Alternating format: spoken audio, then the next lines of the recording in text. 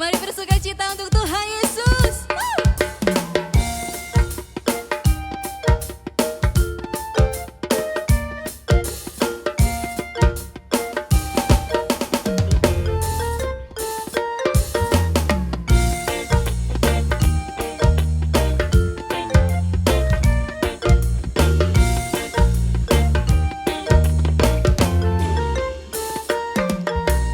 Na na na na na na na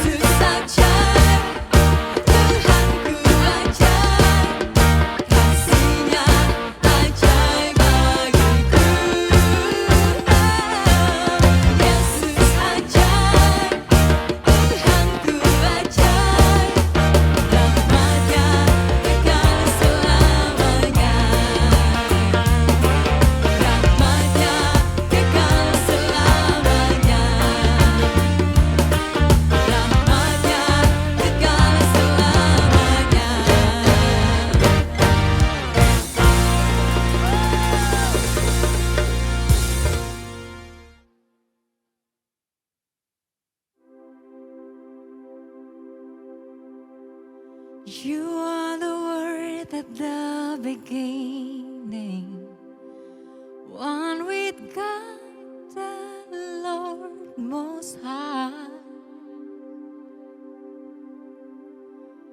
Your hidden glory and creation now revealed in you are Christ. What a beautiful name it is. What a beautiful name it is. The name of Jesus Christ, my King.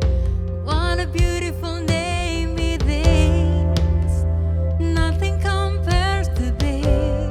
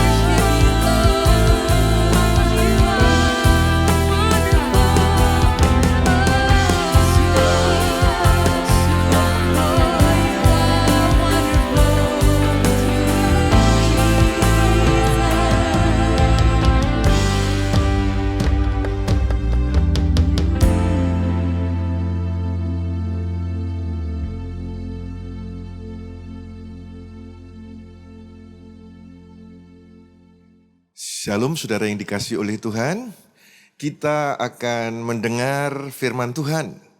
Sebelum kita menyimak dengan seksama, saya mengajak saudara sesaat untuk berdoa. Tuhan Bapa yang baik, kami akan kembali mendengar firman-Mu. Dengan firman Engkau menuntun kami memiliki masa depan yang baik. Kami akan fokus selama beberapa menit ke depan ini untuk ditaburi hati kami sebagai tanah yang subur dengan benih firman. Kami siap mendengarnya dalam Kristus Yesus Tuhan. Haleluya. Amin, amin, amin. Saudara, tentang sukses itu menjadi bahan pembicaraan semua orang. Dan tentunya semua orang kepingin mengalami sukses itu. Nah, di masa krisis semacam ini, apakah orang bisa meraih sukses? Saya memberi tema dari firman yang saya sampaikan ini adalah sukses di masa krisis. Nah, untuk itu kita akan melihat apa sih sukses itu. Sukses selalu diidentikan dengan kekayaan, kemakmuran, dan keberhasilan. Memang saudara, Tuhan itu Bapa yang baik bagi kita semua anak-anaknya, dan Dia ingin kita ini sukses. Mari kita ikuti firman hari ini, dan jadilah anak-anak Elohim yang sukses. Sekarang, apa definisi dan arti sukses menurut Bible? Tentunya sukses dari kacamata Tuhan menurut Bible itu jauh berbeda dengan apa definisi sukses menurut dunia ini. Menurut Tuhan, dari kacamata Bible, sukses itu becoming what God wants you to become and doing what God wants you to do. Menjadi seperti yang Tuhan inginkan dan melakukan apa yang Tuhan ingin kita lakukan. Punya uang miliaran, ratusan miliar, bahkan mungkin triliun. Kalau tidak seperti yang Tuhan inginkan, kau bukan orang sukses di mata Tuhan. Punya mobil bagus-bagus, rumah mewah, punya uang berlimpah, bisa sering liburan ke luar negeri. Jika tidak seperti definisi yang saya sampaikan tadi, di mata Tuhan, kau bukan orang sukses. Dan khotbah ini disampaikan dengan tujuan adalah bagaimana menjadi orang sukses di masa krisis, di masa pandemi seperti ini.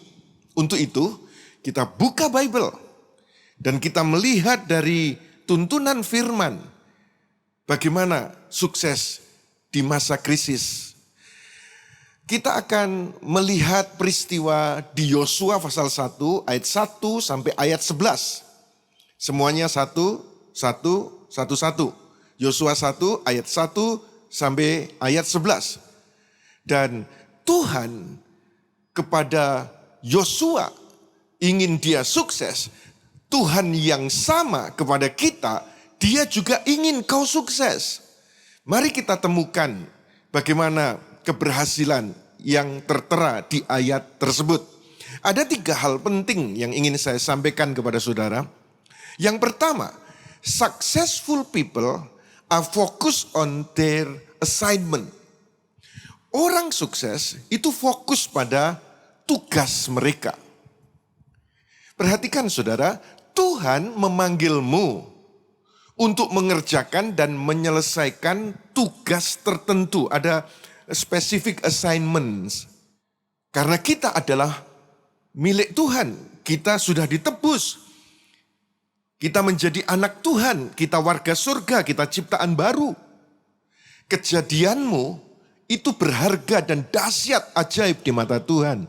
Kau ditaruh di bumi, di kota di mana kau berada sekarang, di keluarga di mana kau tinggal, bukan suatu kesalahan. Ada specific purpose dengan specific assignment. Ada tujuan tertentu, Ada tugas tertentu. Nah, jika engkau ingin sukses, engkau mesti tahu dan menemukan apa sih tugas dari Tuhan untuk kita. Focus on accomplishing those God-given assignments. Kita mesti fokus menyelesaikan tugas yang diberikan Tuhan kepada kita. Mari kita baca di Yosua pasal 1 ayat 1 dan 2. Dikatakan begini, setelah kematian Musa, hamba Yahweh, berfirmanlah Yahweh kepada Yosua anak Nun, pelayan Musa, dengan berkata, Musa hambaku telah mati, sekarang bangkitlah engkau dan seluruh umat ini. Seberangilah sungai Yordan ini ke negeri yang akan kuberikan kepada mereka, kepada Bani Israel.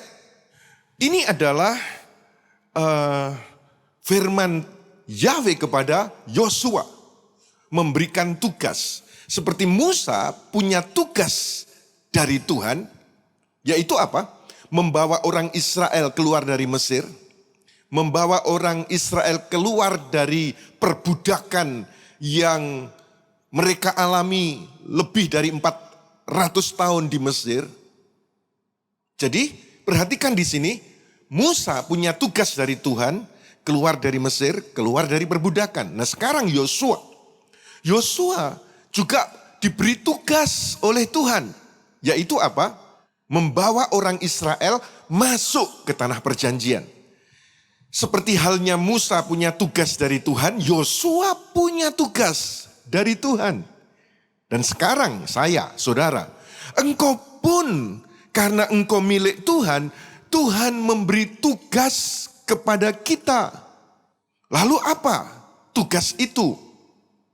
Memang saudara, kita harus bisa membedakan antara your job, pekerjaanmu, dan your assignment, yaitu tugasmu. Kita mengambil contoh teladan yang sempurna. Manusia Yesus ketika ada di bumi, pekerjaannya dia anak tukang kayu. Tetapi dia punya tugas menyelamatkan manusia dari dosa dan kematian kekal. Itu Tuhan Yesus. Paulus juga begitu. Paulus punya pekerjaan dan Paulus punya tugas. Untuk jelasnya, saya ingin membacakan pekerjaan Paulus dan tugas Paulus. Di Kisah Para Rasul pasal yang ke-18 ayat 3 berkata begini, karena pekerjaan mereka sama, yaitu pembuat tenda, tent maker. Maka Paulus tinggal dan bekerja bersama mereka. Jadi itulah pekerjaan Paulus.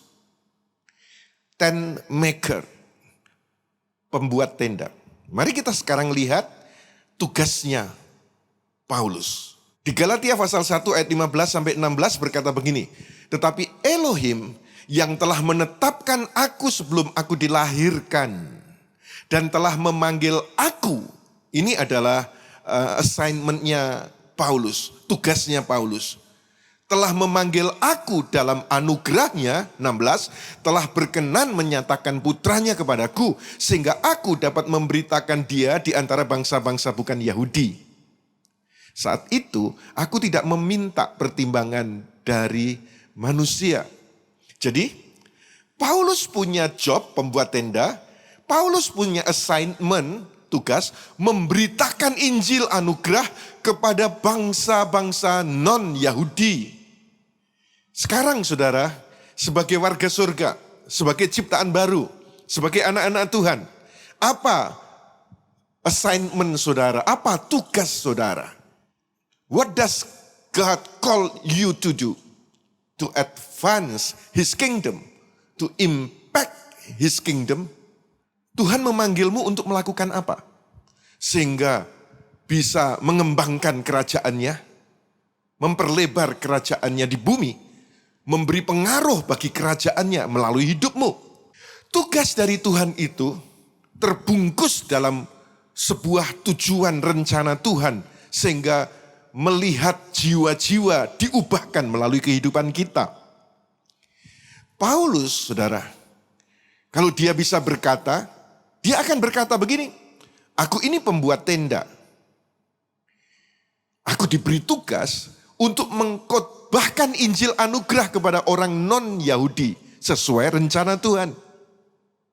Sekarang bagaimana dengan kita di akhir zaman ini? Anak Tuhan, warga surga yang di bumi. Engkau punya pekerjaan memang, sehingga mungkin saudara sudah mendapatkan posisi. Engkau sudah memperoleh pengaruh dari pekerjaan itu. Atau engkau sudah menimbun perbendaharaan melimpah. Engkau menjadi kaya.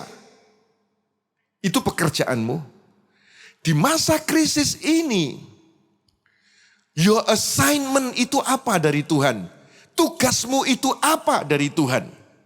Mungkin bisa mensupport orang-orang muda untuk menjadi hamba Tuhan, duta Kristus. Yang lain lagi mungkin membantu hamba Tuhan desa, duta Kristus di desa atau di kota, supaya bisa tetap memiliki sandang pangan papan dan tetap bisa melayani. Di masa krisis semacam ini banyak yang sedang terpuruk. Membantu mereka yang sedang bekerja di ladang Tuhan. Tetapi ingat, bukan berarti membuat mereka yang dibantu itu menjadi pemalas. Cuma menunggu bantuan saja. Ikut seminar sana, seminar sini untuk mendapatkan bantuan saja. Bukan. Tetapi membantu supaya mereka bisa survive. Yang lain lagi membuatkan pelatihan kerja atau pelatihan pelayanan. Yang lain lagi membukakan ladang pekerjaan. Di mana sekarang gereja-gereja banyak yang tidak beribadah. Lalu bagaimana mereka yang bekerja di gereja bisa survive? Yaitu dengan mensupport mereka untuk melakukan pertanian atau peternakan atau perikanan. Sehingga gereja Tuhan dapat tetap survive di masa pandemi, di masa krisis seperti ini. Duta Kristus dan gereja Tuhan harus tetap eksis. Sebab itu Tuhan memberikan assignment kepada orang-orang untuk mensupport gereja dan duta Kristus yang sedang melayani di ladang Tuhan itu. Sehingga dapat melihat lebih banyak lagi jiwa-jiwa diubahkan. Your assignment bisa saja berbeda dengan your job. Tugasmu bisa saja berbeda dengan pekerjaanmu. Yesus sebagai anak tukang kayu dengan tugas yaitu menyelamatkan manusia menjadi korban tebusan sebagai juru selamat. Paulus pekerjaannya adalah pembuat tenda. Tugas yang dari Tuhan yang ditaruh padanya memberitakan Injil anugerah kepada bangsa-bangsa non-Yahudi. Sekarang saudara, engkau punya pekerjaan masing-masing. Saya kalau ditanya apa assignment saya, apa tugas saya. Nah saudara-saudara, di dalam kehidupan personal saya, yaitu saya punya tugas yang saya emban, yaitu memiliki relationship dengan Yesus secara private, secara pribadi. Karena kekristenan itu bukan religion, tetapi berbicara tentang relationship. Jadi Tuhan taruh itu relationship dengan Yesus secara private. Yang kedua, yaitu relationship dengan istri dan family. Itu tugas yang saya emban. Perhatikan, menjaga istri, family, mengasihi, memperhatikan, merawat. Itu assignment yang saya emban, yang Tuhan taruh di dalam diri saya. Kalau saudara melihat figur dari istri saya, bisa saudara melihat di foto yang semacam ini. Nah, Bukan hanya istri saja yang punya relationship, tetapi saya juga punya relationship dengan anak-anak, dengan para menantu, dengan cucu-cucu. Saudara bisa melihat anak pertama saya, Billy dan istrinya Lia. Anak kedua saya, Sandra dan suaminya Andre, dengan ketiga anak lakinya. Dan anak ketiga saya, Gary dengan istrinya Felicia dan anaknya. Saudara bisa melihat dari foto-foto tersebut. Saya bersyukur bahwa Tuhan menaruh di hati saya assignment untuk membangun family. Dan inilah yang saya saksikan kepada saudara, bahwa Tuhan sampai hari ini Ebenezer sudah menolong. Dan saya percaya kebaikan Tuhan yang Tuhan nyatakan kepada saya, Tuhan yang sama akan menyatakannya dalam kehidupan saudara. Yang berikutnya, yang Tuhan taruh adalah tentang gereja. Church, mengurus gereja. Ada orang yang memiliki filosofi yang kedengarannya rohani. Kita harus mengurus gereja dengan segenap hati. Nanti Tuhan akan mengurus your family. Saya mau sampaikan kepada saudara, tidak begitu. Jika tidak bisa urus family, bagaimana bisa urus church dengan baik? Saya tidak menikah dengan gereja. Saya menikah dengan istri dan punya family. Saya kepala istri. Saudara, kepala saudara adalah Yesus. Lagi yang Tuhan taruh, yang terakhir, di dalam diri saya yang mesti diemban, yaitu menegakkan 3 pilar yang melalui sinode gereja ini sudah dideklarasikan bahwa Heavenly Father is Yahweh. Jesus is the center of our church. Dan yang ketiga, preach the gospel of grace and truth. Itulah assignment yang Tuhan taruh di dalam diri saya. Sekarang, what is your assignment from God? Apa tugasmu dari Tuhan? Karena kita sama-sama warga surga. Kita sama-sama umat tebusan Tuhan. What is your assignment from God? Kenapa ini ditanyakan? Kenapa ini mesti menjadi perhatian saudara? Sebab tema khotbah ini adalah sukses di masa krisis, dan success is found in your assignment. Kesuksesan itu ditemukan di dalam tugasmu yang dari Tuhan diberikan kepadamu, engkau mengembannya, dan sukses atau tidaknya dari your assignment. Mari kita kembali lihat di Yosua. Yosua pasal 1 ayat 3 berkata begini, setiap tempat yang akan diinjak kakimu telah aku berikan kepadamu. Ini berbicara tentang sukses. Sebagaimana telah aku katakan kepada Musa. Ayat 1 dan 2 tadi ada tugas. Lalu ayat 3, karena tugas dikerjakan, orang Israel dibawa ke tempat yang Tuhan tunjukkan, yaitu tanah perjanjian. Maka sukses itu terbungkus di dalam tugas yang Yosua lakukan. Tetapi jika dibawa ke arah lain, tidak akan ada terjadi sukses di mata Tuhan.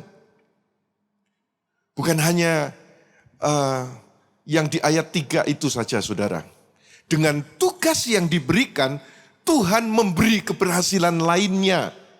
Seperti tertulis di ayat 5. Yosua 1 ayat 5 berkata begini, tidak akan ada seorang pun yang sanggup berdiri di hadapanmu seumur hidupmu. Sebagaimana aku menyertai Musa, demikianlah aku akan menyertaimu. Aku tidak akan mengabaikanmu dan aku tidak akan meninggalkanmu. Perhatikan di sini, saudara. Karena mengerjakan assignment yang dari Tuhan, Tuhan melengkapi dengan keberhasilan. selamanya menang, disertai Tuhan, dan tidak akan ditinggalkan. Itulah sukses dari kacamata Tuhan. Biblical success yang pertama, orang sukses itu fokus pada tugasnya. Becoming what God wants you to become and doing what God wants you to do. To be dan to do. Sekarang yang kedua, saudara. Successful people are strong and courageous.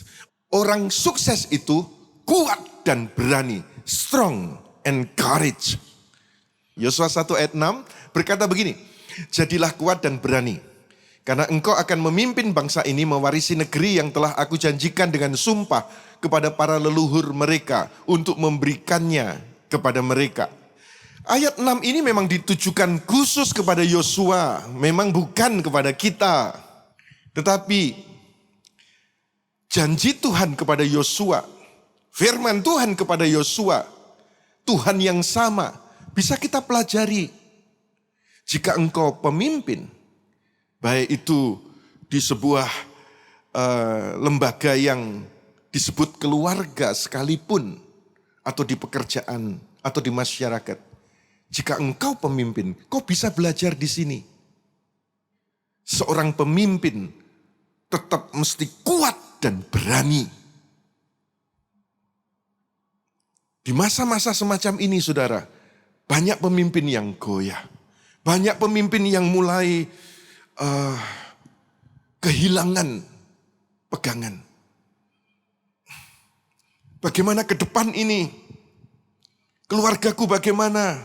Organisasiku bagaimana? Pelayananku bagaimana? Kotaku bagaimana? Negeriku bagaimana? Tetapi firman Tuhan kepada Yosua, strong and courage. Kuat dan berani. Ayat 7, hanya hendaklah engkau sungguh-sungguh menjadi kuat dan berani. Bertindaklah dengan hati-hati, sesuai segala hukum yang telah diperintahkan hambaku Musa kepadamu. Janganlah menyimpang daripadanya ke kanan atau ke kiri, supaya engkau sukses kemanapun engkau pergi.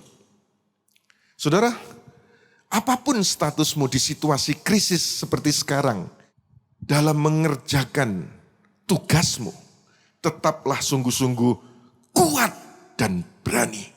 Dan jika saudara sudah menemukan your assignment, tugasmu yang dari Tuhan, janganlah menjadi kendor karena masa paceklik seperti sekarang ini. Jika saudara punya tugas sebagai penabur, jangan menjadi kendor.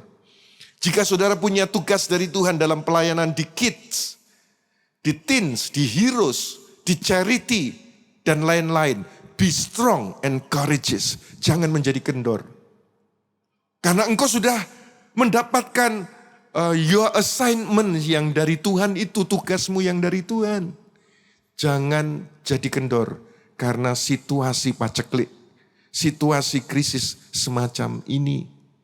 Be strong and courageous.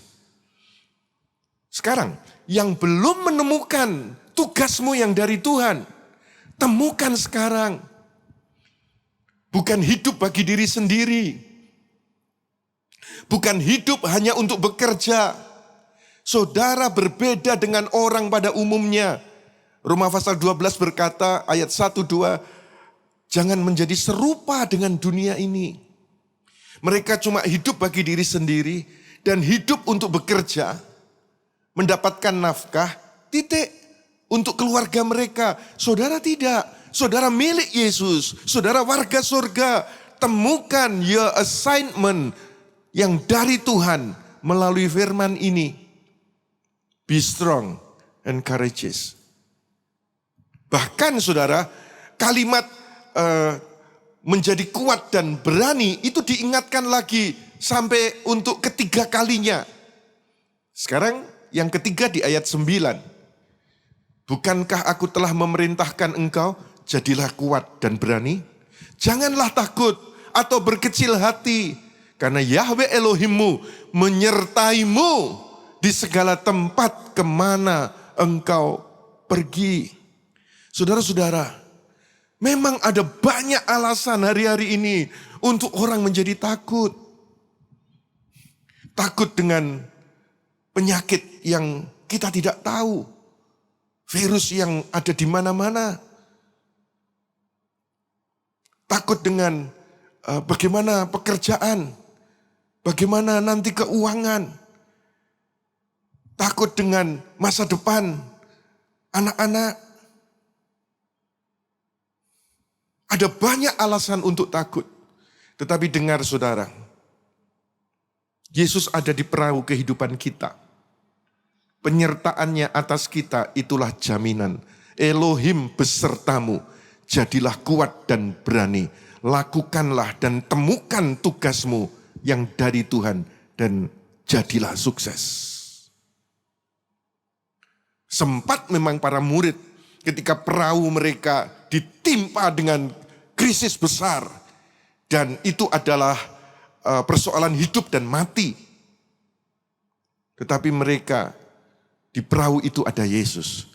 Dan angin pun diteduhkan. Saya sangat percaya saudara. Tuhan yang sama. Yang pernah menolong Yosua. Yang pernah menolong murid-murid. Yang pernah menolong saya dan keluarga. Dia yang sama akan menolong saudara di masa krisis. Engkau adalah orang-orang yang sukses di masa krisis. Untuk kemuliaan Kristus Yesus Tuhan. Yang ketiga, yang terakhir. Successful people take action and be creative. Orang sukses itu, dia take action. Dia bukan pasif, bukan tidak lakukan apa-apa. Tetapi dia mengambil sebuah tindakan dan kreatif. Kembali kepada Yosua tadi. Sekarang kita baca ayat berikutnya, ayat 10. Berkata begini. Yosua memerintahkan para pemimpin bangsa itu katanya. Berjalanlah melewati perkemahan dan beritahukanlah kepada bangsa itu. Siapkanlah bekal untuk dirimu. Sebab dalam 3 hari kamu akan menyeberangi sungai Yordan ini. Untuk masuk memiliki negeri yang akan Yahweh Elohimmu berikan kepadamu. Saudara-saudara, di ayat 10 dan 11 ada tuntunan Tuhan. Yang mesti dipahami, yang mesti didengar. Dan yang mesti dia take action. Tuhan berfirman, tuntunannya harus begini, harus begitu. Dan puji Tuhan, perhatikan saudara, dengan kreatif, Yosua melangkah dalam ketaatan dan kesetiaan. Tuhan memberikan kemampuan kepadanya untuk taat. Tuhan memberikan kemampuan kepadanya untuk setia. Dan akhirnya umat yang dipimpinnya berkata kepadanya di ayat 16. Mereka menjawab Yosua dengan berkata, kami akan melakukan semua yang engkau perintahkan kepada kami. Dan kami akan pergi kemanapun engkau mengutus kami. Saudara-saudara, ketika dia sebagai pemimpin membawa umat itu menyeberangi sungai Yordan dengan kreatif, dia mengikuti tuntunan Tuhan. Harus begini, harus begitu. Dan dengan sangat kreatif, yang mana yang ada di depan, yang mana yang mesti di belakang, yang apa yang harus dikerjakan. Dan dia betul-betul kreatif. Kalau saudara lihat lagi kreatifnya Yosua dalam peperangan melawan Jericho.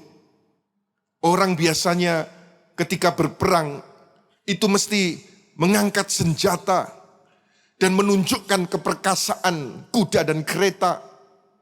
Tetapi Yosua dengan tuntunan Tuhan, Tuhan yang kreatif, membuat Yosua pribadi yang kreatif juga. Dalam mengalahkan Jericho dengan hanya memutari tembok. Sehari sekali, hari kedua sekali, hari ketiga sekali, hari keempat sekali, hari kelima sekali, hari ke-6 sekali, hari ke-7, 7 kali. Sehingga di total 13 kali dia memutari tembok Jericho.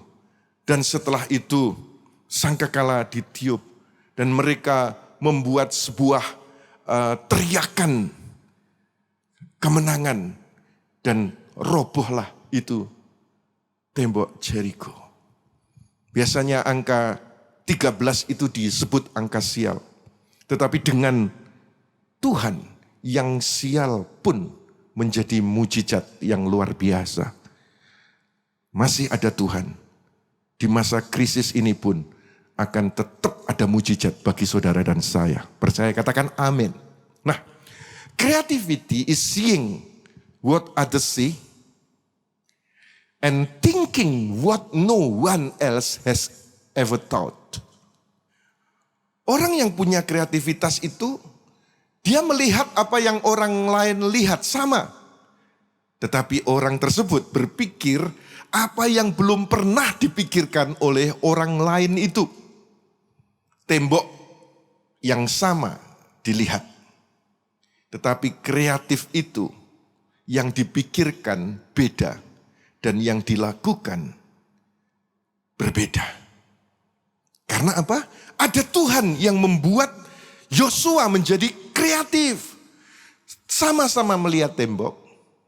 Tetapi Tuhan memberikan cara berpikir yang berbeda. Dan dari cara berpikir yang berbeda, muncul action yang berbeda. Dan hasilnya adalah keberhasilan. Ingat khotbah minggu yang lalu? Saudara dan saya punya DNA kreatif. Saudara dan saya punya sumber kreativitas, yaitu Roh Kudus.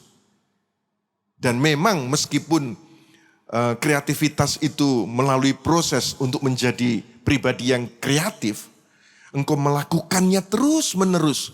Karena Tuhan ingin dia yang kreatif, anak-anaknya juga kreatif dan menjadi berhasil.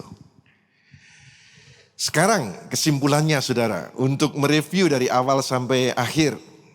Sukses di masa krisis, saudara mesti pahami memang berbeda. Sukses menurut dunia dan sukses yang saya sampaikan hari ini. Satu, successful people are focused on their assignment. Orang sukses itu fokus pada tugas dari Tuhan. Bagi dia itu apa? Dan dia kerjakan. Yang kedua, successful people are strong and courageous. Orang sukses itu kuat dan berani. Walaupun alami kesulitan, krisis, masa pandemi. Dia kuat dan berani. Tidak melangkah, mengambil keputusan yang salah. Tidak menyerah. Tetapi tetap kuat dan berani. Yang terakhir, yang ketiga. Successful people take action and be creative. Orang sukses itu, dia dituntun Tuhan, dia mengambil tindakan. Dan dengan kreativitas yang dari Tuhan, dia juga menjadi pribadi yang kreatif. Saya berdoa supaya siapapun saudara, 3 karakteristik orang sukses tadi, biarlah hidup di dalam dirimu. Dan Tuhan ubahkan dari kegagalan menjadi orang yang berhasil. Dari pecundang menjadi pemenang, bahkan lebih daripada pemenang. Engkau suami atau istri atau orang tua atau anak atau pemimpin, siapapun saudara, apapun status saudara. Tuhan menyertaimu dan Tuhan sanggup mengubah yang buruk, mendatangkan kebaikan. Memberi masa depan yang penuh dengan pengharapan. Percaya, katakan amin. Mari kita berdoa. Terima kasih Tuhan atas tuntunan firman pada hari ini. Jika ada anak-anak-Mu yang sudah mulai letih, yang jalan mereka sudah mulai terseok-seok, karena kesulitan, karena tantangan, karena krisis yang sedang melanda perekonomian negeri ini.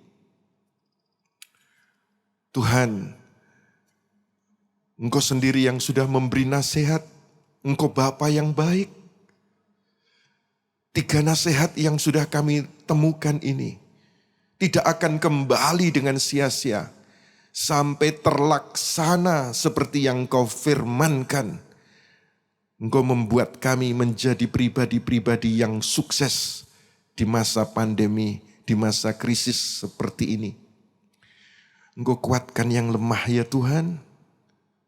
Engkau berikan pengharapan baru kepada mereka yang susah. Terima kasih. Sesungguhnya masa depan itu ada dan harapan kami tidak akan lenyap. Masih ada Tuhan, masih ada harapan, masih ada pertolongan, masih ada keajaiban. Dan kami percaya, kami bukan hanya menjadi pendengar, tetapi apa yang Kau firmankan ini terjadi di dalam hidup kami. Mampukan kami oleh kuasa Roh Kudus-Mu untuk mengerjakan apa yang Kau perintahkan. Berkat Tuhan Yesus Kristus atas keluarga kami, atas usaha pekerjaan, atas pelayanan, atas masa depan kami dalam Kristus Yesus Tuhan. Doa ini dijawab Tuhan, percaya, katakan amin, amin, amin. Saudara telah mengikuti ibadah online Gereja YHS. Saudara yang diberkati melalui tayangan ibadah online diberi kesempatan untuk memberi persembahan. Bagi jemaat yang rindu menabur untuk pekerjaan Tuhan di Gereja YHS, dapat memberikan persembahan dan persepuluhannya secara online melalui rekening BCA Sinode Gereja YHS 010-922-9000 010-922-9000 atas nama Gereja YHS. Atau transfer lewat aplikasi pembayaran online yang Anda miliki dengan men-scan QR Code yang tersedia. Sertakan keterangan persembahan atau perpuluhan dan juga keterangan dari kota mana. Contohnya, Persepuluhan YHS Makassar. Mari memberi dengan penuh sukacita dan dengan penuh ucapan syukur. Yeshua HaMashiach bless you.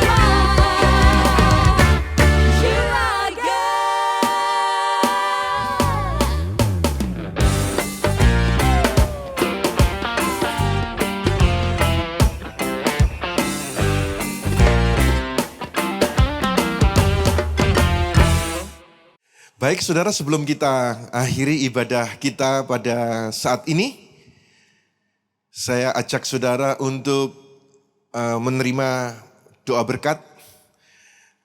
Kalau boleh, saya mengajak saudara sejenak untuk berdiri dan saudara mengangkat tangan, menengadahkan wajah.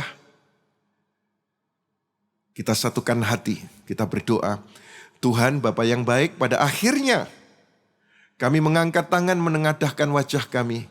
Biarlah berkat Bapa Yahweh dalam Tuhan Yesus HaMasiah dan kekuatan kuasa Roh Kudus memberkati seluruh jemaat, anak-anakmu, warga surga, dimanapun mereka berada.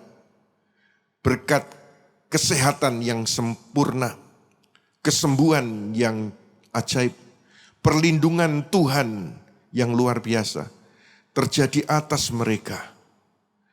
Berkat keuangan, pemulihan, mujizat atas pekerjaan dan finansial mereka dalam nama Yesus.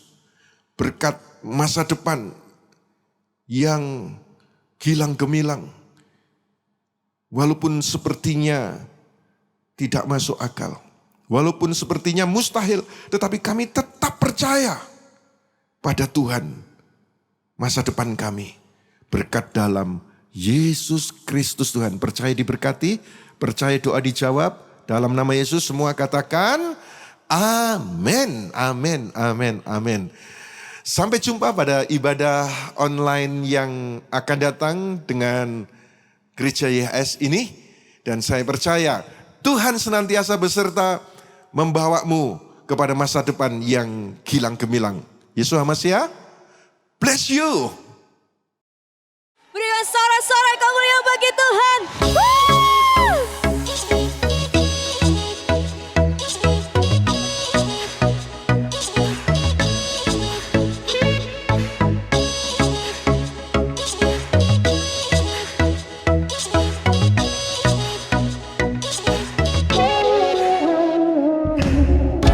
Terangmu hapus gelapku, tuntun langkahku, buka mataku. Kasih-Mu hapus dosaku, ubah hatiku, sembuhkan aku. Rancangan-Mu, pikiran-Mu, dan firman-Mu jamin hidupku. Rancangan-Mu, pikiran-Mu, dan firman-Mu berkata, ku berdiri teguh dalam-Mu, sebab Yesus kuatku, sebab Yesus sertaku. Ku berdiri teguh dalam-Mu, sebab Yesus kuatku, sebab Yesus sertaku.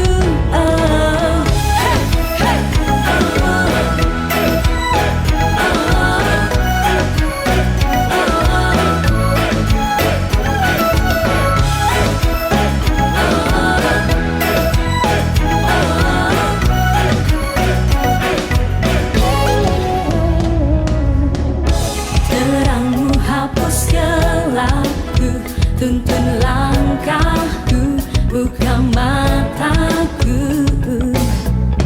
Kasih-Mu hapus dosaku, ubah hatiku, sembuhkan aku.